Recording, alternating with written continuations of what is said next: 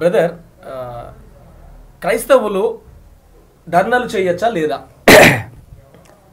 Bible గ్రంథంలో క్రైస్తవులు ధర్నాలు చేసినట్లు బైబిల్ ఎక్కలేదు.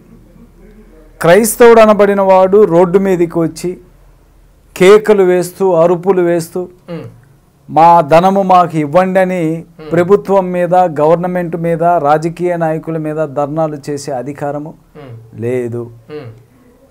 ఎందుకంటే ప్రభు ఏమన్నంటే నా రాజ్యం వేరు, మీ రాజ్యం వేరు. నా రాజ్యం ఈ లోక సంబంధమైనది కానప్పుడు నువ్వు ఎందుకు ఈ లోక సంబంధమైనటువంటి వ్యక్తుల దగ్గర ధర్నా చేస్తావు? అసలు ధర్నా చేసే మాట అయితే క్రీస్తు ప్రభు వారు వచ్చింది ధర్నా చేయటానికి కాదు. అయితే క్రైస్తవుడు అనబడిన వ్యక్తి ధర్నా చేసినట్లు బైబిల్లో ఎక్కడ లేదండి.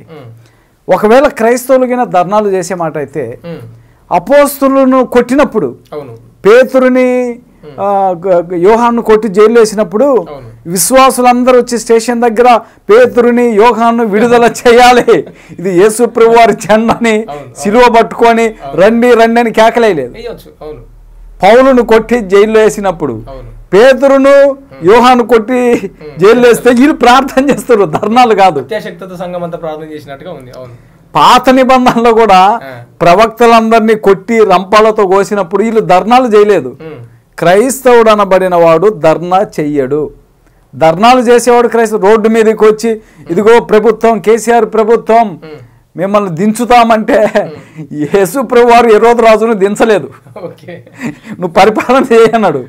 మళ్ళీ వీళ్ళంతా కూడా ధర్నాలు చేస్తూ ఇదిగో జగన్మోహన్ రెడ్డి మేము అనుకుంటే నిన్ను ముఖ్యమంత్రిగా దించేస్తాం, కేసీఆర్ నిన్ను దించేస్తాం, నరేంద్ర మోడీని దించేస్తాం అంటే యేసు ప్రభు వారు రాజుగా ఉన్నప్పుడు హెరోదు రాజుగా హెరోదు రాజు నిన్ను దించేస్తానని ప్రభు అనలేదు. పౌలును జైల్లో పెట్టినప్పుడు పౌలు బయటకు వచ్చి నీ అంత చూస్తా ఫెలిక్స్, నన్ను జైల్లో పెట్టినావు, నీ అంత చూస్తా ధర్నా చేసి నీ రాజ్యం కూల్దోస్తాను అనలేదు. అయితే నేను ఒకటి అడగాలనుకుంటున్నాను బ్రదర్, ఇప్పుడు తిమోతిలో ఉంటుంది అనుకుంటా కొత్త నిబంధనలో ఏమంటారంటే మనుషులు, దేశం యొక్క మనుషులు మనము నెమ్మదిగా సుఖంగా బ్రతుకు నిమిత్తం కోసము, ముఖ్యంగా మనుషులందరి కోసమును అధికారుల కోసము ప్రార్థించమని ఉంటది. అయితే మేము అధికారుల కోసం ప్రార్థించే హక్కు ఉన్నప్పుడు ధర్నాలు చేసి అడిగే హక్కు లేదా అనే భావనతో ఈరోజు కొంతమంది మేము చట్టం ఎదుట ధర్నాలు చేస్తాము, చట్టం ఎదుట నిలబెడతాము, మేము పోరాడతాము, మా హక్కులు మేము తీసుకొచ్చుకుంటాము అనేది చాలా మంది మరి అంటున్నారు. ఇది ఈ విషయంలో బైబిల్ ఏమైనా ఏకీభవిస్తుందా? బైబిల్ ఏం చెబుతుందంటే మనుషులందరి కొరకును, రాజుల కొరకును మీరు ప్రార్థన చేయండి. ఇక్కడ అర్థం కాని విషయం ఏంటంటే ప్రభుత్వము అనేటువంటి పదానికి ప్రభువు నియమించాడు. ఈ ప్రభుత్వములు అన్నీ కూడా ప్రభువు నియమించాడు. వీళ్ళు ఫాలో అయ్యేది కూడా బైబిల్ గ్రంథాన్ని. అయితే వీరికి బైబిల్ ఫాలో అవుతున్నామనే విషయాన్ని వాళ్ళకి తెలియదు. ఉదాహరణకి నేను ఒక విషయం తెలియజేస్తున్నాను. హత్య చేయవచ్చు, వానికి జైలు శిక్ష లేదు అంటే ఇప్పుడు భారతదేశంలో రోజుకి ఎన్ని హత్యలు జరుగుతాయి? ఇక అది తిరుగులేదు, ఇక కథం, పోలీస్ స్టేషన్ లేవు, చట్టాలు లేవు, ఏం లేవు, ఇంకేంది. దొంగతనం చేస్తే వాడికి జైలు శిక్ష లేదు, కోర్టుకి వెళ్ళేది లేదు, వాడికి ఎటువంటి శిక్ష లేదంటే ఎంతమంది దొంగతనాలు చేస్తారు? మామూలుగా ఉంటుంది అది. ఇక రేప్ చేస్తే ఎటువంటి శిక్ష లేదు అని ప్రభుత్వం అంటే ఎంతమంది రేప్ చేస్తారు? అట్లా సినిమాలు కూడా ఏమేమి వచ్చినాయి అని అనుకుంటా నేను, అట్లా కూడా సినిమాలు తీశారు కొన్ని. రేప్ చేస్తే శిక్ష లేదు అంటే ఎవరైనా రోడ్ల ముట్టు తిరుగుతారా? అసలు రేప్ చేస్తేనే నరుకుతారు, చంపుతారు, కాల్ చేస్తారు అంటేనే ఆగట్లేదు. వీడికి శిక్ష పడుతుందని తెలిసే ఆగట్లేదు. అంటే ఇది బైబిల్ చెబుతుంది ఏమని? వ్యభిచరించవద్దు, దొంగిలించవద్దు, హత్యలు చేయవద్దు, మోసం చేయొద్దు, ఇవన్నీ బైబిల్ చెబుతుంది. ఈ ఆజ్ఞలే వీళ్ళు ఫాలో అవుతున్నారు. ఈ ప్రభుత్వమును ఎందుకు ప్రభు నియమించిందంటే ఎంతో కొంత పాపం అనేది అరికట్టపడటానికి. అయినా వాడు పాపము మానట్లేదు. ఇప్పుడు హత్యలు చేయకూడదు, హత్యలు చేయవచ్చు, తప్పులేదు అని ప్రభుత్వం అంటే ఇక ఒక ఇంట్లోనే తండ్రి కొడుకే చంపుకుంటారు, బయట వాళ్ళు అవసరం లేదు. ఇప్పుడు హత్యలు చేసుకుంటే తప్పు లేదు అంటే అన్నదమ్ముల్లో ఆస్తి దగ్గర ఒకరిని నరుక్కున్న వాళ్ళు లేరా? వీళ్ళే నరుక్కుంటారు. అయితే రాజుల కొరకును అందరి కొరకును మనం ప్రార్థన చేయాలి. ఈ ప్రభుత్వముల కొరకు మనము ధర్నా చేయటం కాదు, వారి కోసం ప్రార్థన చేయాలి, ప్రభుత్వములను గౌరవించాలి, అధికారులకు లోబడాలి. యేసుక్రీస్తు ప్రభు వారిని కూడా సిలువేసేటప్పుడు అరెస్ట్ చేసిండు. దీన్ని ఇంగ్లీష్లో అరెస్ట్ అంటారు. అరెస్ట్ అంటే అరెస్ట్ చేసి ఆయన పట్టుకొని వెళ్ళటం అనమాట. ఎక్కడికి పారిపోతాడని అరెస్ట్ చేసి రాజు దగ్గరికి తీసుకెళ్ళినప్పుడు నువ్వు యూదుల రాజు అంటే నువ్వు అన్నట్టు అన్నాడు. పౌలు గారిని కూడా అరెస్ట్ చేసి జైల్లో పెట్టిండు. అయితే పౌలు ఏమంటాడంటే నన్ను బంధకములలో బంధించారు కానీ సువార్తను ప్రకటించడానికి వారికి చేత కాలేదు. అందుకని వీరు ప్రభుత్వానికి ఎందుకు లోబడ్డారంటే బైబిల్ లోబడమని చెబుతుంది, దేవుడు లోబడమంటుండు, ప్రభువులు కూడా లోబడిండు. ఎందుకంటే ఈ ప్రభుత్వములను అధికారులను నియమించింది దేవుడు. అంటే ఎంతో కొంత పాపం అనేది అరికట్టబడటానికి ఇది దేవుడు నియమించింది. అంతేకాని నువ్వు ధర్నాలు చేస్తావు అనేది బైబిల్ లేదు.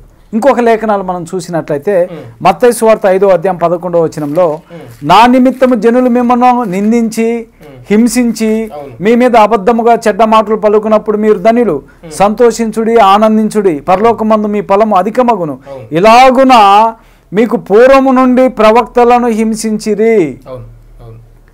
హింసింపబడుట నిందింపబడుట ధన్యత అన్నప్పుడు మీరు వెళ్ళి ధర్నాలు చేయమని చెప్పట్లేదు బైబిల్లో. జెండాలు పట్టుకొని కర్రలు పట్టుకొని రోడ్ల మీద కూర్చోమని చెప్పలేదు. ఇది ఎక్కడ బైబిల్లో ఇంకొక లేఖనం కూడా ఉంది చూడండి.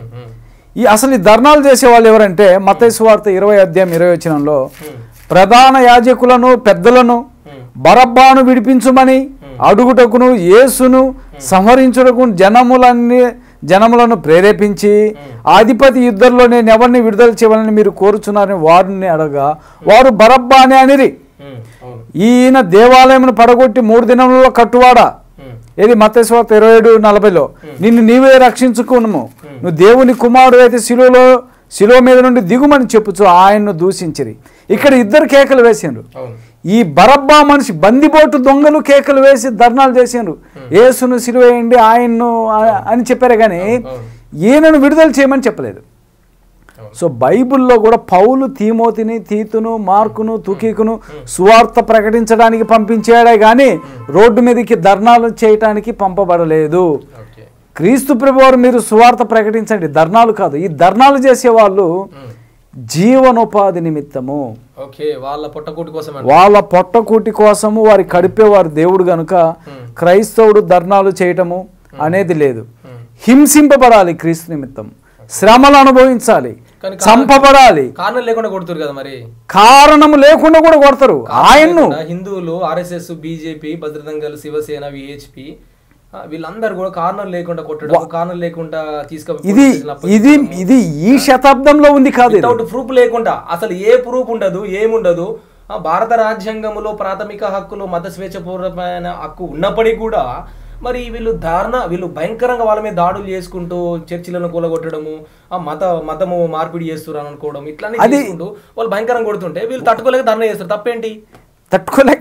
మీరు అడిగిన ప్రశ్న మంచిదే కానీ ప్రభుత్వం వెంటనే వచ్చి నిన్ను స్పందించదు. అదే మరి వాడు ఈ రాజ్య పరిపాలన చేస్తుండే ఎవరు?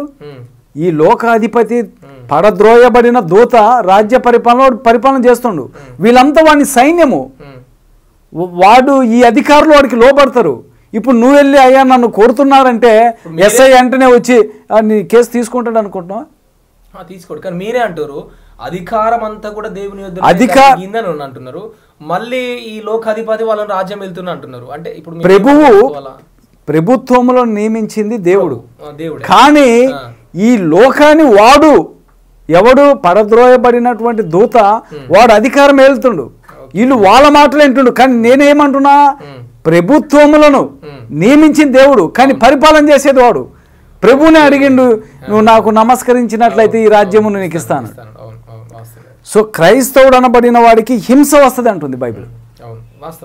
మరి హింసను భరించినటువంటి వాడే క్రైస్తవుడని బైబిల్ చెబుతుంది కానీ ధర్నాలు చేసినట్లు బైబిల్లో ఎక్కర్లేదు. అది సహోదరుడు. Thank you so much brother. Thank you.